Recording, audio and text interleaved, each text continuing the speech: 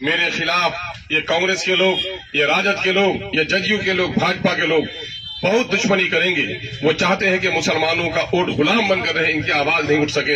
अस्तुल ईमान किसी की गुलामी नहीं, महल में किराए के नहीं, अपना अलग झोपड़ी बनाना चाहता है, अपनी अलग पार्टी बनाकर आपके नस्लों के इंसाफ की लड़ाई लड़ रहा है। आइए एक मरतबा हमें साथ दीजिए।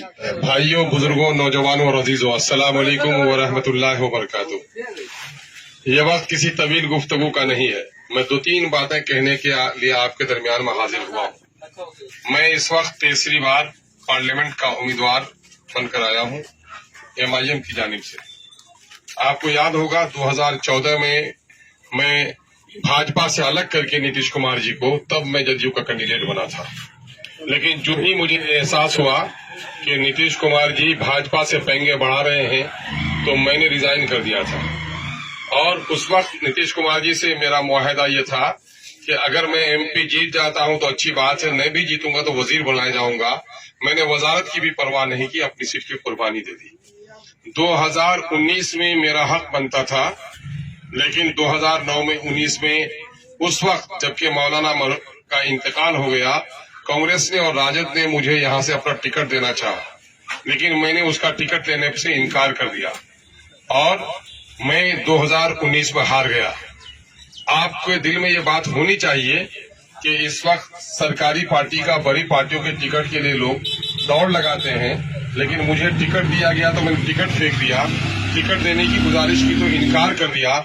आखिर वो कौन सा जुनून है जिसकी बुनियाद पर मैं MIM को लेकर आया हूँ? मेरे भाइयों, मैं सिर्फ MP का इलेक्शन लड़ने नहीं आया। MP मुझे बनना होता तो उन पार्टियों का टिकट लेकर मैं कब का MP बन गया होता। मैं दरअसल ये सोच देख रहा हूँ कि बिहार में मुसलमानों की हालत सबसे खराब है। सीमांचल के लोगों के साथ इन जालिमों ने बड़ी नाइंसाफी की है। दिल्ली और पटने में बैठे हुए बेईमानों ने हमारी हकमारी की है और पूरी बिहार की राजनीति जाति पर आधारित हो गई है। जादव को कुर्सी मिली, जादवों को ऊपर उठाया। कोयरी कुर्मी को कुर्सी मिली, कोयरी कुर्मी को उठाया। जिसकी अपनी पार्टी हुई वो सारे लोग तरक्की कर गए, जिसकी अपनी पार्टी नहीं हुई वो तरक्की नहीं कर सका। इसलिए मैंने ये सोचा है कि मैं MP का इलेक्शन ही नहीं लड़ूंगा, बल्कि अपनी जमात भी खड़ी करूंगा। बच्चा यतीम खालू मामू के मरने के बाद नहीं होता। बच्चा जब भी यतीम होता है बाप के मरने के बाद यतीम होता है। जिस तरह बाप के मौत से बच्चा यतीम हो जाता है, जिस कौम का कोई अमीर नहीं, जिस कौम की कोई जमात नहीं, वो कौम भी ऐसी यतीम हो जाती है। आपको पता है इस वक्त मुसलमानों के साथ कितना जुल्म हुआ है। अभी जाति आधारित गणना हुई है, उसकी रिपोर्ट मैं आपके सामने में लेकर आया हूँ। उस रिपोर्ट में आप देख लीजिए, बिहार की आबादी 13 करोड़ की हो गई है। 13 करोड़ में 2 करोड़ 31 लाख आबादी मुसलमानों की है। 18% आबादी मुसलमानों की है। सरकारी नौकरियां 20.5 लाख है। 20.5 लाख नौकरियों में मुसलमानों की हिस्सेदारी होती है 3,68,000।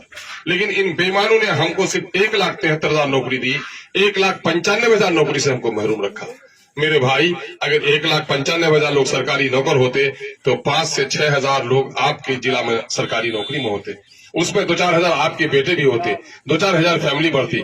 आपको गुलाम बनाया गया है, इसलिए हमने अपनी पार्टी खड़ी की है। और अल्हम्दुलिल्लाह जिन लोगों ने भी पार्टी की, यादवों ने पार्टी खड़ी की, यादव की हालत अच्छी हुई है। मुसलमानों ने केरल में और तेलंगाना में अपनी पार्टी खड़ी की है, उनकी हालत अच्छी हुई है। इसलिए आइए, सिर्फ हमें वोट देकर MP नहीं बल्कि अपनी क़यादत को खड़ी कीजिए। जो लोग 2 और मेरे मुकाबले में हैं, वो लोग डॉक्टर जावेद साहब हैं। डॉक्टर जावेद साहब, आपको मालूम है पार्लियामेंट में क्या जिम्मेदारी होती है लोगों की? पार्लियामेंट के मेंबर की 4 बुनियादी काम है। हमारे यहाँ 90-99 लोगों को मालूम नहीं है क्या काम है।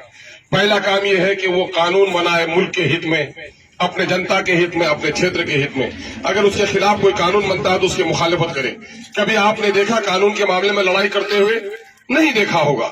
दूसरा काम होता है टैक्स के पैसे से जो विकास का कार्य होता है, उस विकास कार्य में अपने क्षेत्र को हकदार बनाना, और कभी भी विकास के लिए भी इसने लड़ाई नहीं लड़ी है।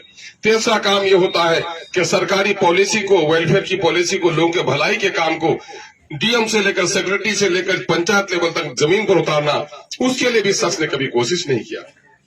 चौथा काम है अपने जनता के दरमियान में कानून